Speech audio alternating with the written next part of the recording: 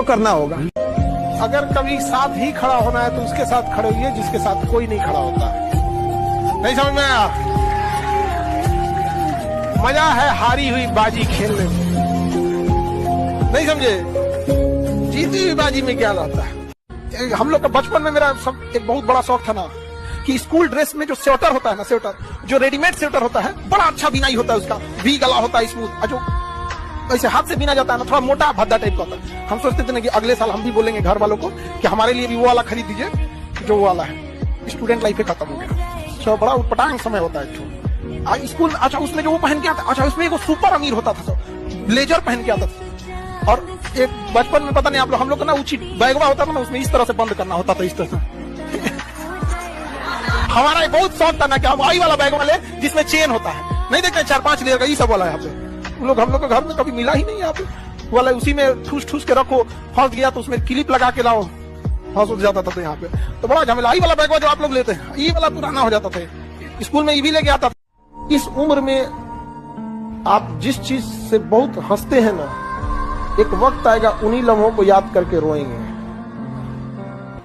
अभी जिस चीज को लेके बहुत खुश होते हैं, यही सिलसिला चला तो 5 साल बाद उन्हीं लम्हों को देख के आप रोएंगे। और आज जिसके लिए आप आंसू बहाते हैं, अगर पढ़ लिख के कामयाब हो जाएंगे तो उन आंसुओं को याद करके हंसेंगे कि कितने बेवकूफ थे, किसके लिए आंसू बहा रहे थे। समझा? हीरे की काबिलियत रखते हो तो अंधेरे में चमका करो, हीरे की काबिलियत रखते हो तो अंधेरे में चमका करो, रोशनी में तो कांच भी चमका करते हैं।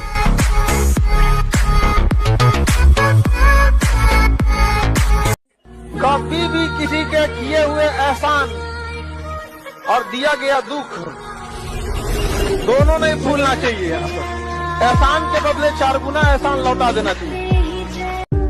जो आदमी अपने दुश्मन को इस्तेमाल कर ले अपने लिए, उससे ज्यादा दिमाग किसके पास है? मेरी सनी देओल सी बाटी रे।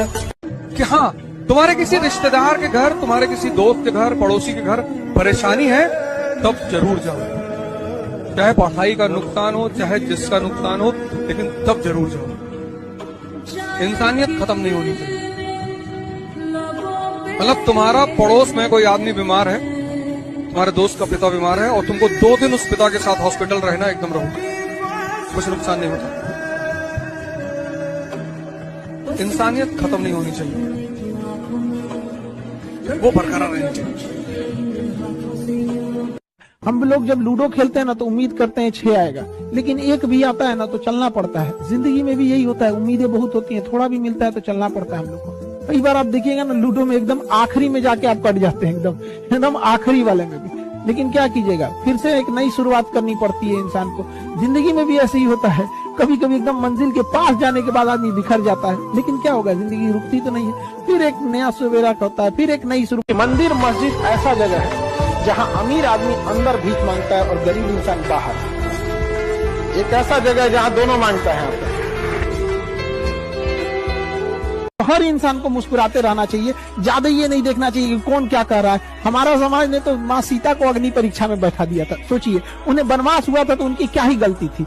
उतना लंबा वनवास काट के आई, उधर रावण की लंका जली, क्या सोच के आई होंगी अपने गांव वापस अपने घर पे कि अब हम घर में परिवार के साथ खुशहाली से जिएंगे। लेकिन जब लोगों ने भगवान को नहीं छोड़ा, सीता माँ को अग्नि परीक्षा में बैठा दिया, तो क्या लगता है ये समाज हमको, आपको या आपके अगल बगल वाले लोग को छोड़ेगा? सबसे दुनिया में घमंडी चीज है तो वक्त है। आप आज बर्बाद कीजिए, कल आपको बर्बाद कर देंगे। इससे ज्यादा कोई वो मन नहीं, एक का हिसाब लेता है। वक्त से ज्यादा निर्दयी कोई नहीं होता। आप अगर 1 सेकंड भी गंवाए हैं ना, तो 1 सेकंड का भी आपसे हिसाब लेगा। जितना गरीब आदमी होगा उतने उसके दुश्मन ज्यादा होंगे। तिवारी के घर गए ना, पानी नहीं पूछे, दिमाग जला थे उनके नाम सुन के। लो, अबे पानी नहीं पूछे तो खुद उठ के पी लिए होते। जितना छोटा आदमी है उतना अहंकार से भरा हुआ, उतने गुबार से भरा हुआ है। ये हमारे दुश्मन को, हमारे कोई दुश्मन है ही नहीं।